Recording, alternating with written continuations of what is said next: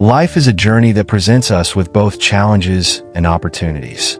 Along this journey, we often search for happiness, fulfillment, and peace, but the path to these goals is not always clear.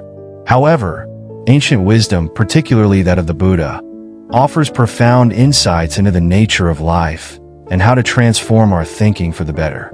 The Buddha's teachings emphasize mindfulness, compassion, and the acceptance of impermanence. When we apply these principles in our daily lives, we begin to see the world through a new lens, one that fosters inner peace, joy, and clarity. This teaching will explore 7 essential life lessons that can change the way we think and live. These lessons are not just philosophical ideas. They are practical tools for personal transformation. 1. Embrace impermanence. Change is the only constant. One of the central teachings of the Buddha is the concept of impermanence, anicca. The Buddha observed that everything in life is transient, from our thoughts and emotions to our relationships and possessions. The world around us is constantly changing, and the only certainty in life is that change will happen. Understanding and embracing impermanence is the first step towards transforming your thinking. The nature of impermanence. Impermanence is not something to fear or resist, but something to accept and embrace. We often try to hold on to things, whether it's a moment of happiness, a relationship, or a material possession, hoping they will last forever. However, when these things inevitably change or fade away, we experience suffering, frustration, or loss. The Buddha teaches that attachment to things that are transient causes suffering. By recognizing the impermanence of life, we can shift our mindset from one of clinging and control to one of acceptance and equanimity. This shift allows us to live with greater freedom and peace. Practical application. Mindfulness of change. Begin by paying attention to the natural ebb and flow of life. Observe how everything around you is in a constant state of flux. This could be as simple as noticing the changing seasons or the ebb and flow of your own emotions. Letting go of attachment. Practice letting go of attachment to outcomes. Instead of holding on to expectations or desires for how things should be, allow yourself to experience life as it is in the present moment. Trust that change is natural and part of the unfolding of life. Reflection. How does the awareness of impermanence change the way you view your own life and experiences? Can you find peace in accepting that nothing lasts forever? 2. Practice non-attachment. Find freedom in letting go. The second lesson is related to the first but focuses more on the practice of non-attachment, anapanasati. Non-attachment does not mean indifference or renunciation of life. Rather, it means not clinging to things, people, or outcomes. When we are attached, we tie our happiness to external circumstances, and when those circumstances change, our happiness is threatened. The root of suffering. The Buddha taught that attachment is the root cause of suffering. Attachment arises from a desire to control or possess things, and this desire is rooted in fear. Fear of loss, fear of change, and fear of not being enough. When we become attached to an object, a person, or a specific outcome, we become dependent on it for our happiness. But this dependency can never bring true fulfillment, as everything in life is subject to change. Non-attachment is freedom. When we practice non-attachment, we are not withdrawing from life, but engaging with it fully without holding on too tightly. We can enjoy the beauty of life, the love of others, and the successes we achieve, but we don't allow these things to define our sense of self-worth. True freedom comes from the ability to experience life without clinging to it. Practical application.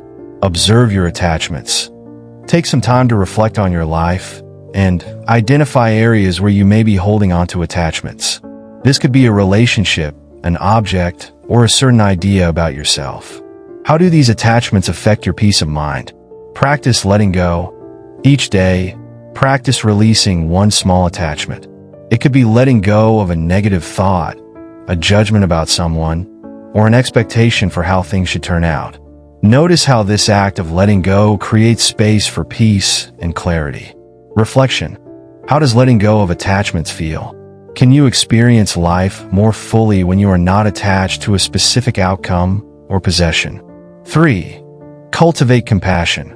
The key to inner peace and connection. Compassion is at the heart of Buddhist practice. The Buddha taught that by cultivating compassion for ourselves and others, we can break through the barriers that separate us and experience a deep sense of connection and peace. What is compassion? Compassion is not just feeling sorry for someone else's suffering. It is the deep desire to alleviate suffering. It involves understanding the pain of others and taking action to help them, whether it's through words, actions, or simply being present. However, true compassion also starts with ourselves.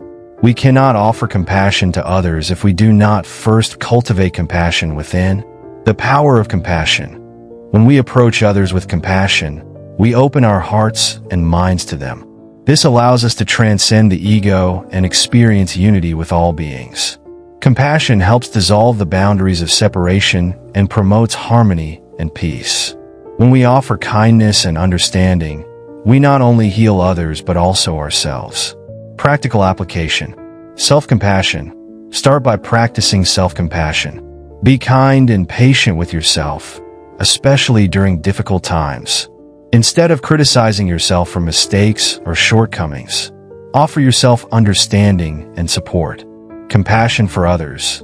Extend this compassion to others, especially those who are suffering or in need. Practice active listening and offer help when you can. Even small acts of kindness can make a big difference. Reflection. How does practicing compassion change the way you interact with others? Can you see the interconnectedness of all beings through the lens of compassion? 4. Understand the nature of suffering. Embrace the truth of life. One of the most profound teachings of the Buddha is the concept of suffering, dukkha. The Buddha did not shy away from the harsh reality of suffering. Instead, he sought to understand its nature, its causes, and how to transcend it. In Buddhist philosophy, suffering is not something to fear, but something to be understood and accepted. When we fully grasp the nature of suffering, we can transform our relationship with pain and experience greater peace. The 3 universal truths of suffering. The Buddha identified 3 main forms of suffering. The suffering of pain, dukkha. This refers to the physical and emotional pain we experience in life, such as illness, aging, and loss. The suffering of change, viparinnadukkha. This refers to the suffering we experience as a result of the impermanence of all things. Even our happiest moments are fleeting, and when things change, we may experience disappointment or sorrow. The suffering of conditioned existence, sankhara-dukkha. This refers to the suffering inherent in the cycle of birth, aging, illness, and death, which all beings experience due to their conditioned existence in the world. Understanding suffering leads to freedom. By acknowledging that suffering is a natural part of life, we can begin to let go of the illusion that life should be free of pain. Suffering arises from our attachment to things and our desire for permanence in a world that is constantly changing. By understanding this, we can shift our thinking from seeking to avoid suffering to understanding it and using it as a path to liberation. Practical application. Mindfulness of suffering. Begin to observe suffering in your own life without judgment. When pain arises, whether physical or emotional, acknowledge it as part of the human experience. Do not run away from it, but examine it with curiosity and compassion. Understanding the cause of suffering. The Buddha taught that suffering arises from craving and attachment. Reflect on the ways in which your desires lead to suffering. Are there things you are attached to that cause you pain when they change or fade away? Reflection. How does your understanding of suffering change when you accept it as a part of life rather than something to avoid? Can you use suffering as a teacher, showing you where you might be clinging to attachments? 5. Cultivate mindfulness. Live fully in the present moment. Mindfulness, sati, is one of the most powerful tools for transforming our thinking and behavior. In Buddhist practice, mindfulness refers to the ability to remain fully present and aware of our thoughts, feelings, and actions. It is the practice of observing ourselves without judgment or distraction, bringing our attention back to the present moment. The power of mindfulness. Mindfulness helps us break free from the automatic patterns of thought and behavior that often dictate our lives. We are constantly bombarded with distractions, whether it's external noise, digital devices, or the constant stream of thoughts in our minds. These distractions pull us away from the present moment and create a sense of disconnection. Through mindfulness, we can return to the present, fully experiencing each moment as it is. The Buddha taught that mindfulness is not only about meditation, but about integrating awareness into all aspects of life. Whether we are eating, walking, or working, mindfulness helps us stay grounded and aware. Practical application. Breathing meditation. One simple way to cultivate mindfulness is through mindful breathing. Take a few minutes each day to sit quietly and focus on your breath. Pay attention to the sensation of the breath as it enters and leaves your body. When your mind wanders, gently bring it back to the breath without judgment. Mindful observation. Practice mindfulness in everyday activities. Whether you are washing dishes, walking in nature, or having a conversation, bring your full attention to the task at hand.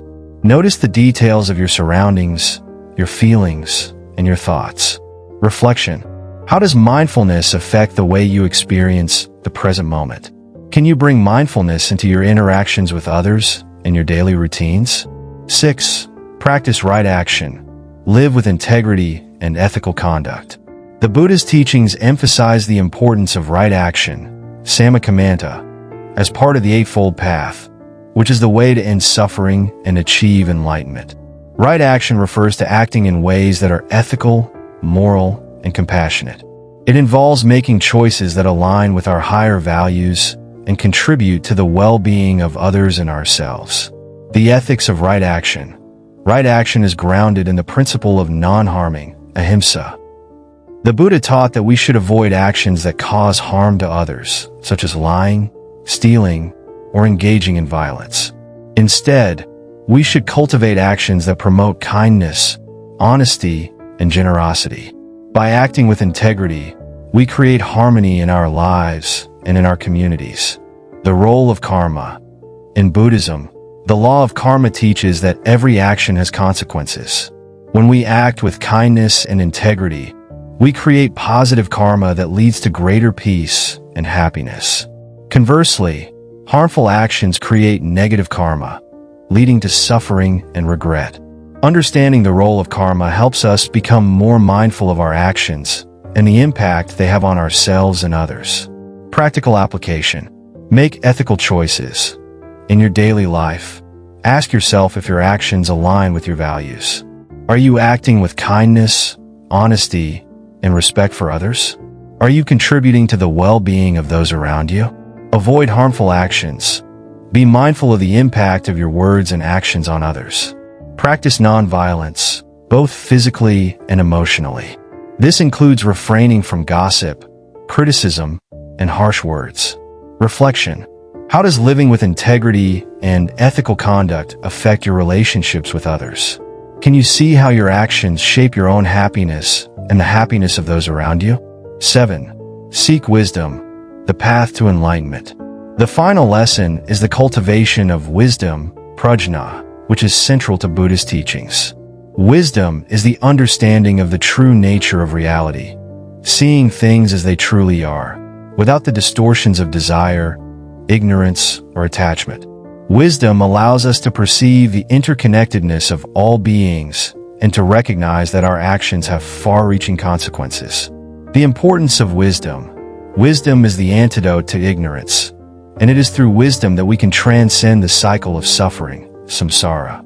The Buddha taught that by gaining insight into the nature of the self, the world, and the impermanence of all things, we can free ourselves from the delusions that keep us trapped in suffering. Wisdom is not just intellectual knowledge, but experiential understanding. It comes from direct experience, meditation, and introspection. The more we practice mindfulness and right action, the more wisdom we cultivate. Practical application. Study and reflection. Study the teachings of the Buddha and other wise teachers. Reflect on the Four Noble Truths, the Eightfold Path, and other Buddhist principles. Contemplate how these teachings apply to your own life. Meditation for insight. Engage in meditation practices that promote insight, vipassana.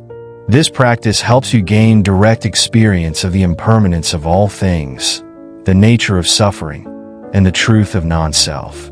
Reflection. How does gaining wisdom change the way you view the world and your place in it? Can you see the connection between wisdom and the end of suffering?